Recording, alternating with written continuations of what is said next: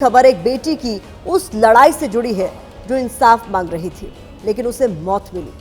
ओडिशा से आई इस खबर को आपने टीवी चैनल पर शायद नहीं देखा होगा, लेकिन भारत की बात में मैंने इस खबर को आज इसलिए उठाया क्योंकि ये देश की हर बेटी से जुड़ी खबर है। आपके टीवी स्क्रीन पर चल रहे इस वीडियो में एक बेटी के संघर्ष से लेकर उसके आत्मदाह करने तक की पूरी कहानी है। ये मामला ओडिशा में बालासोर के फकीर मोहन कॉलेज से जुड़ा है। यहाँ प्रिंसिपल रूम के बाहर 20 साल की एक छात्रा ने आग लगाकर आत्मदाह करने की कोशिश की। छात्रा 95% झुलस गई। पिछले 3 दिनों से भुवनेश्वर एम्स में जिंदगी मौत की जंग लड़ रही थी, लेकिन आखिर में वो ये जंग हार गई और सोमवार को उसने दम तोड़ दिया। इस छात्रा की कहानी आपकी आंखें नम कर देगी। आप जानते हैं कि उसने ऐसा खतरनाक कदम क्यों उठाया? क्योंकि उसने कॉलेज के एक प्रोफेसर के खिलाफ यौन शोषण की शिकायत की थी, लेकिन कोई कार्रवाई नहीं हुई। सोचिए, आज भी हमारे देश में बेटियां कितनी बेबस हैं। ये छात्रा फकीर मोहन कॉलेज में इंटीग्रेटेड बीएड कोर्स की पढ़ाई कर रही थी। पीड़िता ने 30 जून को कॉलेज के प्रोफेसर समीर कुमार साहू के खिलाफ यौन उत्पीड़न की शिकायत दर्ज कराई थी। कार्रवाई न होता देख 2 जुलाई से छात्रा कॉलेज परिसर में प्रदर्शन कर रही थी, जिसके बाद छात्रा ने 12 जुलाई को हेड ऑफ डिपार्टमेंट के यौन शोषण से परेशान होकर कॉलेज कैंपस में खुद पर केरोसिन छिड़ककर आग लगा ली। छात्रा के खुद को आग लगाने के बाद ओडिशा पुलिस जागी और 12 जुलाई को आरोपी एचओडी समीर कुमार साहू को गिरफ्तार कर लिया गया।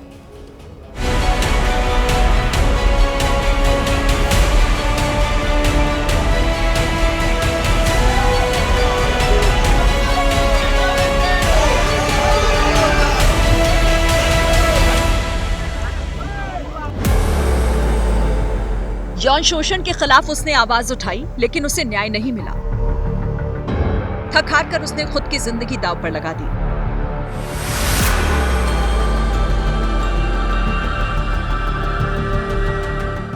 बालासोर के फकीर मोहन कॉलेज की ये तस्वीरें 12 जुलाई की हैं, जिसमें एक छात्रा आग की लपटों में घिरी है। अब ये छात्रा इस दुनिया में नहीं है। सोमवार रात इंसाफ मांगते मांगते उसकी सांसों ने धोखा दे दिया। पीड़िता ने कॉलेज के शिक्षा विभाग के विभागाध्यक्ष समीर कुमार साहू पर यौन शोषण के आरोप लगाए थे। छात्रा इंसाफ के लिए पिछले कई दिनों से दर-दर की ठोकरें खा रही थी। मेरे समझ में एक ही बात आता है, अपनी कॉलेज को बचाने के लिए उन लोगों ने मेरे बेटे को मार दिया। मेरा डिमांड है, इन लोगों को भी हिरासत में लेना चाहिए। सरकार के पास वही गुजारिश है। पीड़िता ने कॉलेज के प्रिंसिपल दिलीप घोष को एचओडी समीर कुमार साहू के करतूत के बारे में बताया था। छात्रा ने राज्य के मुख्यमंत्री से लेकर सांसद, विधायक, शिक्षा मंत्री तक सोशल मीडिया के जरिए अपनी बात पहुंचाई थी, लेकिन न आश्वासन मिला न न्याय।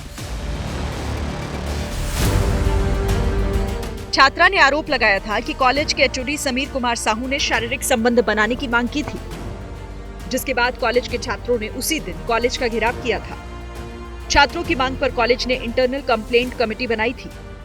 छात्रों की मांग थी कि आरोपी समीर कुमार साहू पर तुरंत एक्शन हो। इसी को लेकर 12 जुलाई को पीड़ित छात्रा प्रिंसिपल के रूम में गई थी, जहां उसने सुनवाई न होने पर खुद को आग लगा ली। परिवार का आरोप है कि छात्रा को शैक्षणिक रिकॉर्ड खराब करने की धमकी दी गई थी। उस पर केस वापस लेने का दबाव बनाया गया, जिससे वो बुरी तरह से टूट गई थी। सिर्फ प्रिंसिपल को अरेस्ट करने में कुछ नहीं होगा। वो जो इंटरनल कमेटी में जो सारी मैडम और जो लोग भी थे, रिपोर्ट तो उन्होंने बनाया, फॉल्स रिपोर्ट। इन लोगों को भी हिरासत में लेना चाहिए। इन लोगों की क्या मंजूसा था, क्यों ऐसे किए इन लोगों ने?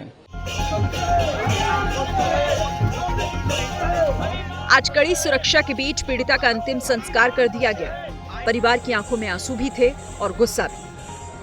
बेटी की जलती ये चिता कई सवाल छोड़ गई है और इन्हीं सवालों को उठाते हुए ओडिशा में जगह जगह प्रदर्शन हो रहे हैं।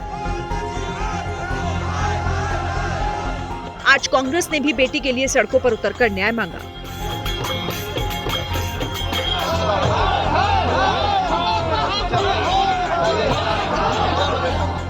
इस मामले में ओडिशा पुलिस ने अभी तक 2 गिरफ्तारी की है। पहली गिरफ्तारी आरोपी एचओडी समीर कुमार साहू की हुई है, जबकि दूसरी गिरफ्तारी कॉलेज के निलंबित प्रिंसिपल की हुई है। जिस किस्म की बलिदान दी है, इसमें जो भी इन्वॉल्व है सरकार उनके ऊपर कठोर कार्यानुष्ठान करेगी। अभी तो दोनों जेल में हैं जिसके नाम पे आई है, लेकिन जो कंप्लेन कमेटी है जो भी तदंत में जो भी सामने आएंगे उनके ऊपर कठोर कार्यानुष्ठान होगा। प्रिंसिपल पर आरोप है कि उसने छात्रा की बातों को गंभीरता से नहीं लिया, जिसकी वजह से उसने ये खौफनाक कदम उठाया। अगर कॉलेज प्रशासन समय रहते समीर कुमार साहू पर एक्शन ले लेता तो आज उनकी बेटी जिंदा होती, लेकिन ऐसा ना हो सका।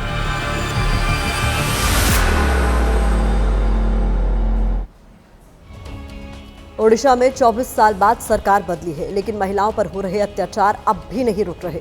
इसी को मुद्दा बनाकर राजनीतिक दल एक दूसरे को आईना दिखा रहे हैं। इस मामले पर राहुल गांधी ने एक्स पोस्ट करते हुए लिखा है, ओडिशा में इंसाफ के लिए लड़ती एक बेटी की मौत सीधे सीधे बीजेपी के सिस्टम द्वारा की गई हत्या है।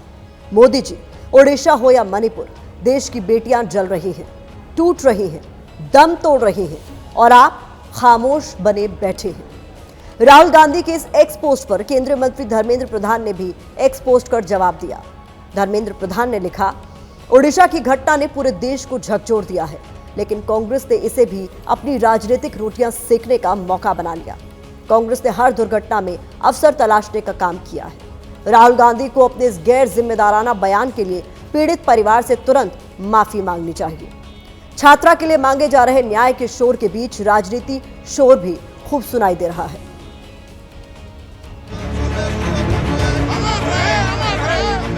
फेल तो पूरा भाजपा का सिस्टम ने उस बच्ची को कर दिया।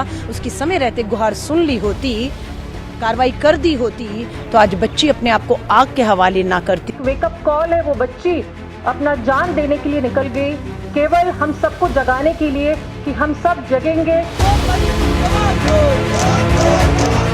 जहाँ बेटी बचाओ बेटी पढ़ाओ का स्लोगन टांगे हुए है ना, वहाँ टांग दें एक नया स्लोगन, बेटियां माफ करना, हम तुम्हें बचा नहीं पा रहे। कॉलेज की भी लापरवाही थी, जो उन्होंने उनके आईसी कमेटी ने नहीं सुना, उसको टेकअप नहीं किया और उसकी कंप्लेंट पे कोई कार्रवाई नहीं की।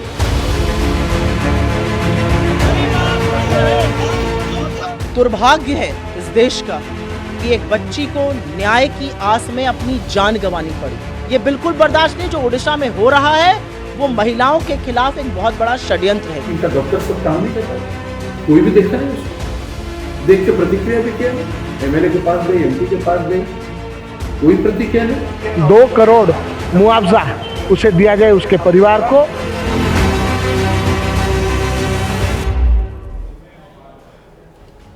बात ओडिशा की हो रही है तो आपके लिए जानना यह भी जरूरी है कि ओडिशा क्यों महिलाओं और छात्राओं के लिए अनसेफ बनता जा रहा है। इसको जानने के लिए हमें एनसीआरबी के आंकड़े देखने चाहिए।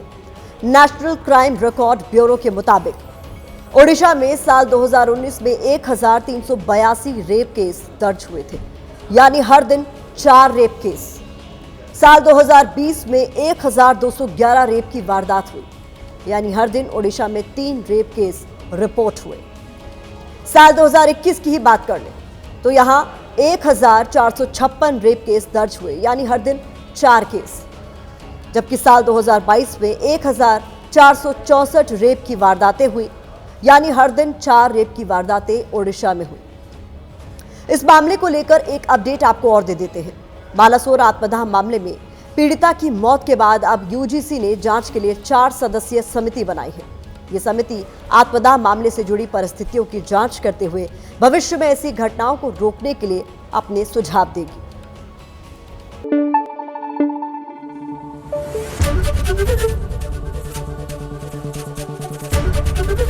एबीपी न्यूज आपको रखे आगे।